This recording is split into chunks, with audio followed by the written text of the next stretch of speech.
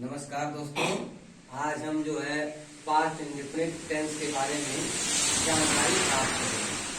Past indefinite tense की पहचान होती है हिंदी वाक्य के अंत में था, थी, थे, या, ए, ई, ला, ली, ले, हा आदि शब्द आते हैं और इसकी सहायक क्रिया है आपका डिड। लेकिन सहायक क्रिया डिड का प्रयोग साधारण वाक्य अफर्मेटिव सेंटेंस में सहायक क्रिया का प्रयोग हम बिल्कुल नहीं करेंगे।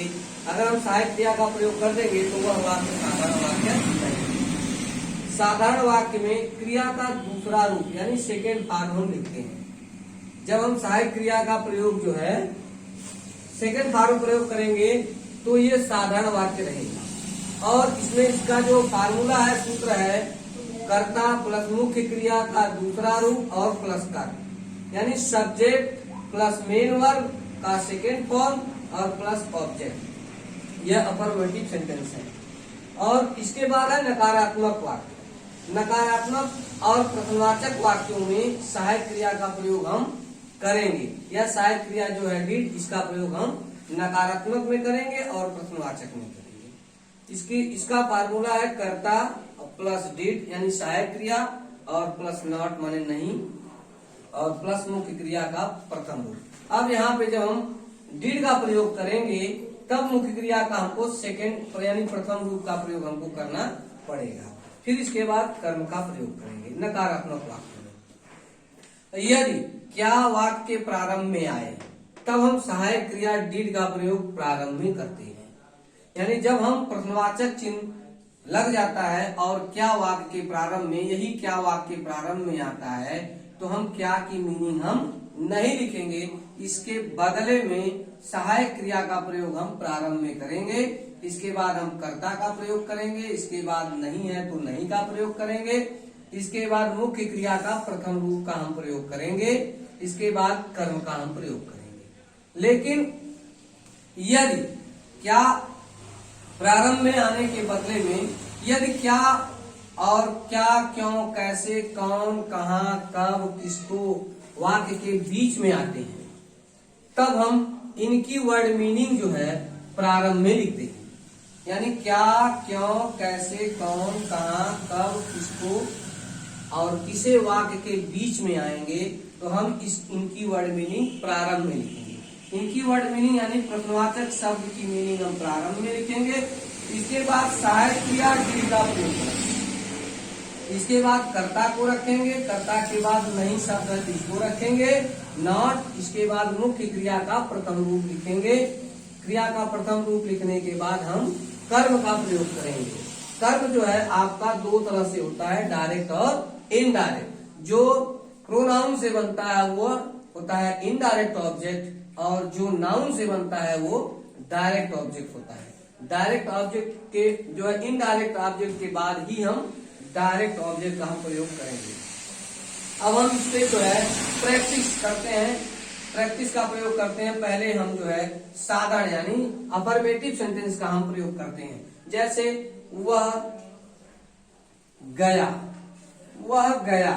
यहाँ पर हमने वह गया, देखिए इसमें नहीं शब्द का प्रयोग नहीं है, इसलिए यह साधारण वाक्य हो गया। कौन सा वाक्य हो गया? साधारण वाक्य हो गया। तो सबसे पहले हम क्या लिखेंगे? कर्ता। हम कर्ता लिखेंगे। कर्ता क्या हुआ? कार्य करने वाले को हम कर्ता कहते हैं। वह की मीनिंग होती है ही। और गया, गया का मतलब जाना, जाना की मीनिंग होती है गो। इसका हमको कौन सा फॉर्म लगाना है? दूसरा रूप लगना है। तो गो का दूसरा रूप होगा वेंट। ये हो गया आपका साधारण वाक्य। और यदि इसमें निगेटिव लगा दिया जाए कि वह नहीं गया, देखिए वह नहीं गया, अब यह निगेटिव हो गया। ये कौन सा वाक्य हो गया?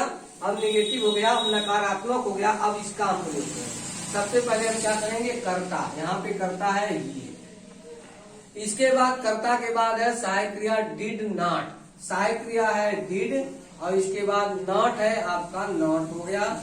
और इसके बाद है गया, गया का अब यहाँ पे मुख्य क्रिया का कौन सा रूप लिखा जाएगा? प्रथम रूप लिखा जाएगा। जाना का होता है गो। ये हो गया आपका निगेटिव। अब यहीं पर देखिए साधारण हो गया और ये निगेटिव हो गया। लेकिन यदि क्या वाक्य प्रारंभ में आ जाए, यहाँ पर देखिए अब प्रश्नवाचक है, क्या वह नहीं गया, क्या वह नहीं गया, यहाँ प्रश्नवाचक चिन्ह लग गया। इसका मतलब है प्रश्नवाचक शब्द यही है, क्या। क्या प्रारंभ में आ गया, तो अब क्या जब प्रारंभ में आएगा तो हम क्या करेंगे, कर्ता के अनुसार कर्ता के अनुसार सहायक क्रिया का हम प्रयोग करेंगे। सहायक क्रिया इसमें कौन सी है, डीड है, केवल एक ही सहायक क्रिया है, तो हमको डीड बिना कहे सुने लिख देना है। लिखने के बाद अब कर्ता लिखेंगे, कर्ता कौन है, वह की मीनिंग हो गई ही। इसके बाद जी के बाद हो गया निगेटिव, नकारात्मक है तो नॉट हो गया। अब नॉट के बाद हो गया मुख्य क्रिया का प्रथम रूप, मुख्य क्रिया है जाना, गया का होगा वो। अब इसके बाद प्रश्नवाचक चिन्ह लगता है। लेकिन यदि बीच में यही आ जाता है कि वह क्या गया, अब देखिए ये भी प्रश्नवाचक, ये शुरू में हो गया तो इसकी मीनिंग हम नहीं लिखेंगे, इसके बदले हम सहायक क्रिया का प्रयोग करेंगे। लेकिन यदि वह बीच में आ जाता है, देखिए यहाँ से वह बीच में आ गया है, जब बीच में आ गया तो अब इसकी मीनिंग हमको लिखना पड़ेगा। देखिए प्रश्नवाचक शब्द, इसकी मीनिंग हम लिखेंगे, तो इसकी मीनिंग होती है वाट हो गया। इसके बाद प्रश्नवाचक के बाद सहायक क्रिया, अब सहायक क्रिया का प्रयोग करेंगे। इसके बाद नॉट, कर्ता क्या हुआ, की मीनिंग लिखेंगे ही के बाद इसके बाद है निगेटिव नॉट, इसमें नॉट नहीं है तो हम आगे बढ़ जाएंगे। अब आगे बढ़ जाएंगे तो मुख्य क्रिया का प्रथम रूप, इसमें मुख्य क्रिया कौन है, जाना, इसकी जो है प्रथम क्रिया को, इसके बाद क्रिया का हो गया, ठीक है। यहाँ तक हो गया, देखिए साधारण वाक्य, ये नकारात्मक वाक्य और ये प्रश्नवाचक का जो है प्रारंभ, इसमें क्या वाक्य प्रारंभ में आया है और इसमें क्या जो वाक्य बीच में आया। इस तरह हम जो है टेंस को हम कर सकते हैं, 5 इंडिविजुअल को पूरी तरह से हल कर सकते हैं।